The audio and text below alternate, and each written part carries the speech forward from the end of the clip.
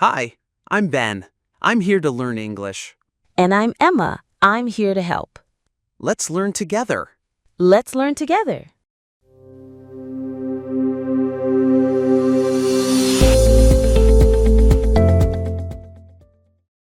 Hi, everyone. Welcome to English with Emma and Ben.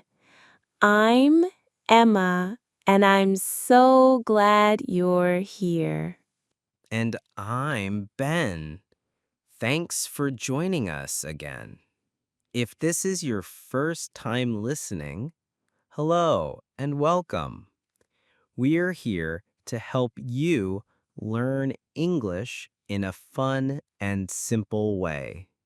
We always speak slowly and clearly, and we use easy vocabulary so you can enjoy learning with us, even if you're just starting out. And today, we have a really useful topic: email phrases in English. Yes, writing emails is important, especially for work or school, and even in daily life, like when you make a booking or ask for information. Sometimes learners say, I don't know how to start or end an email in English. But don't worry, we'll help today. How many emails do you write every day? Maybe 10 to 15? Most are short, like replying to work messages. And you? Around the same. I write emails to students, colleagues, and sometimes even for things like online orders. Emails are part of everyday life now, so it's super helpful to know the right words and phrases. Yes, and also how to sound polite and clear. That's important in English. Okay, let's start with some phrases for the beginning of an email. Yes, when you don't know the person well, you can say, Dear Sir or Madam, to whom it may concern. Dear Mr. Smith or Dear Ms. Johnson. And when you know the person, you can be more friendly. Hi, Emma. Hello, Ben. Dear John. Right. Dear is more formal. Hi and hello are good for friendly emails.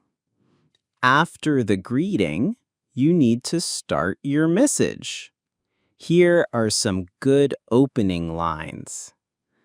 I hope you are doing well. Thank you for your email.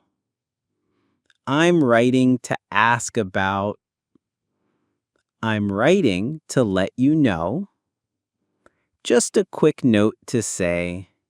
Yes, these help you sound polite and professional. For example, I'm writing to ask about the job opening at your company. Or, thank you for getting back to me so quickly. Let's talk about the main part, the message. Here are some useful phrases. Could you please? I would like to know. Please find attached. Let me know if you need anything else. I look forward to hearing from you. Also, good for requests. Would it be possible to? I'd appreciate your help with. Yes. For example, could you please send me the report by Friday? Please find attached the file you requested.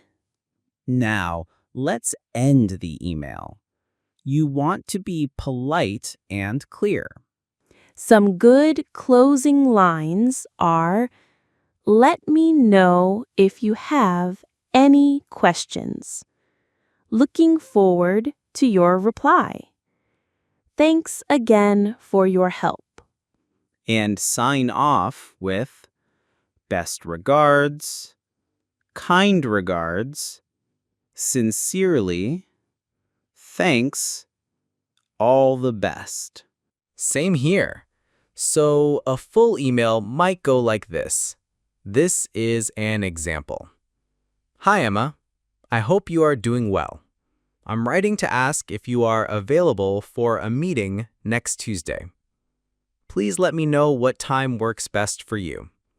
Looking forward to your reply. Best regards, Ben. Perfect. That's short, polite, and clear. Great example. Emma, do you remember the first email you wrote in English? Yes, it was a message to my English teacher. I was very nervous and checked it 5 times before sending it. I did the same. I used Google Translate a lot in the beginning. That's okay. It's part of learning. Over time, you'll feel more confident. Just remember to keep it simple. Use short sentences and polite phrases. And don't worry about mistakes. Most people understand and appreciate your effort. Here are a few final tips for writing better emails in English. Keep your sentences short and clear. Always read your email before you send it. Use polite words like please and thank you. Check your grammar with tools like Grammarly or ChatGPT. And practice writing a few lines every day. That's right. You can also copy email templates you like and change the details. Exactly. Save good emails and learn from them. Okay, friends, that's it for today's episode. We hope this helped you feel more confident writing emails in English. Yes, we gave you lots of useful phrases. Try writing a short email today. And tell us in the comments, what email phrases do you use often? If you enjoyed this podcast, please hit the like button, subscribe to our channel, and share this with a friend who's learning English too. We'll be back soon with another fun and easy English conversation. Until then, keep practicing, keep smiling, and keep learning. Bye.